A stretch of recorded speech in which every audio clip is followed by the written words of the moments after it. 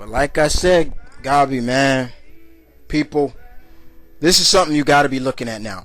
As like, whoa, the NXT revolution. The revolutionaries, boy. The NXT revolutionaries. I like that. Yeah. This is something now to bring the mature wrestling audience back into and be like, whoa, what is this? This is something for all you wrestling fans out there can say, you know what? This is good now. This is good.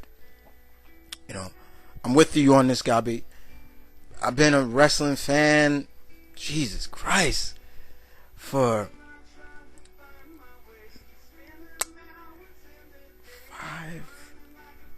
28. Man. I've been a wrestling fan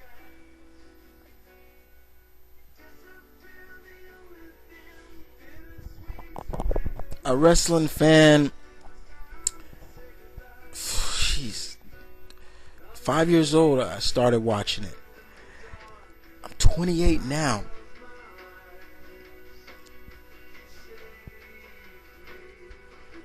23 years. 23 years I've been a wrestling fan, and this has brought me back. Well, I've been in it, but I've been, like you said, a little on the edge because, like, a lot of stuff hasn't happened. But now, like, they said they were going to try to market something, do something more for their mature audience, their older audience, adult audience, and this might have just been what they were talking about. This is something to talk about. This could be a strong faction that is going to show, like, we're not going to be pushed around. Also, shooting on them, I can see a little shoot because WWE has pushed John Cena as their poster boy now. You know, no. Does he have a big wrestling set of moves? No. Will he ever get better? Will he become the best wrestler he can be? Is he the best? No. But John knows where his skills and strengths are. But some people say that they shouldn't have put the ball all in his court so graciously, but he has that look like, okay. But that was a way for them to look at it, them doing what they did, like, especially what Danielson did. You think you're better than me? I was like, whoa, that was good shit right there, bro. I gotta call it like I call it. But this is good. This is really good. But WWE sometimes tends to drop the ball on that subject. But it's not just WWE. Like I said, they got praised in the back by the boss and by the $1 billion princess and the rest of the roster, including John, because John has been now going to the boss and talking to Vince and telling him, like, start pushing your smaller guys as main eventers, including Evan Bourne. That is the one reason why Evan Bourne was pushed last week. He went to Vince McMahon and told him, you guys, you're dropping the ball and not pushing this guy. And so that's why we're going to see more smaller guys as main eventers. That's why, and sometimes we see Cabal and them, or Loki, getting shot up to the main event. And Danielson, which is great, which he deserves it. They deserve it. You don't have to be 6'7", 300 pounds of muscle to be a main eventer. And, you know, but some people may say, but Orton and Edge ain't big, muscular guys, but they're tall, aren't they? Those guys are tall, very tall. And And then you might say Jericho, but yeah, I'll give you Jericho, but it's time to start pushing new blood. Well, and but then you gotta also bring in the conception, like I said. Think about it. You know what I'm saying? Think about, okay, how they gonna play this. But like I said, me and the bro, big ups to my little bro, Hulk93. We watched it with our jaws just wide open. I know my jaw was wide open because there was nothing but drool in my pants. That's how much I was like into that. I was zoned out on that. My pants was completely believe it or not, soaked. I had to change my pants because I was just like you see in the cartoons, just clink. And then Malcolm said it. They're the ones that attacked Taker. He said they're the ones that, the story-wise, for the story, they took out Taker. Trust me on that. I guarantee you they did it. And you know what? I told Gabi, and he said same thing. You know what? He agrees with me.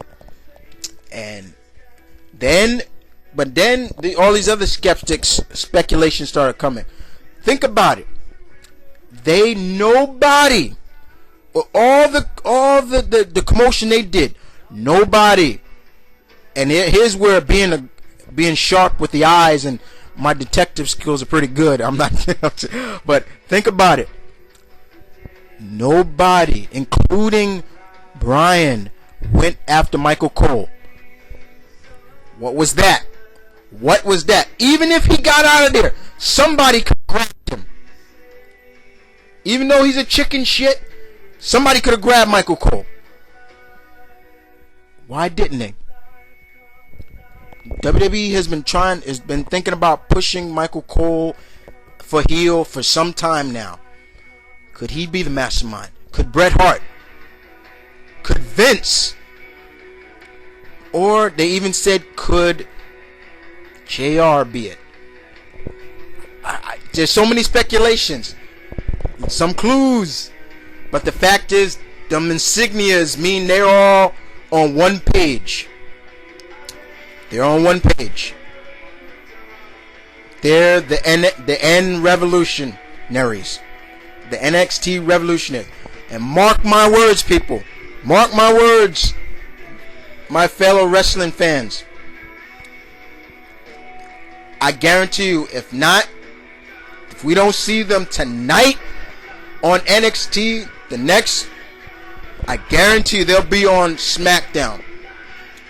I don't think it's just for Raw, but we saw a storyline come along in a long time that has probably gotten us shifting and saying, woo-wee!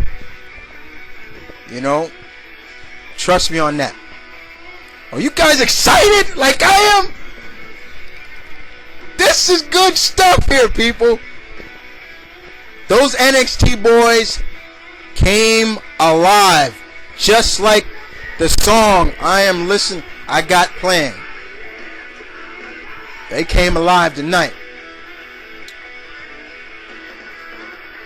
And now we're gonna see where this takes us. But that's just what I gotta say, people. And Gabi, I'm sorry if I didn't put them in questions, but I had to just throw them into like that. But big ups to everybody that sent me questions. Check out everybody's channels that I mentioned. Thank you again. And for all those who want to know the theme song for this week's Q&A, it's Come Alive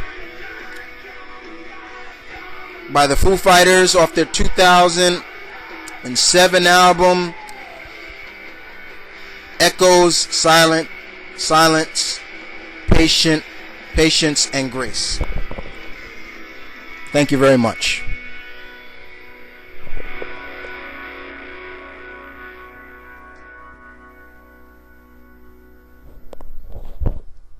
Are you guys excited about this new story arc?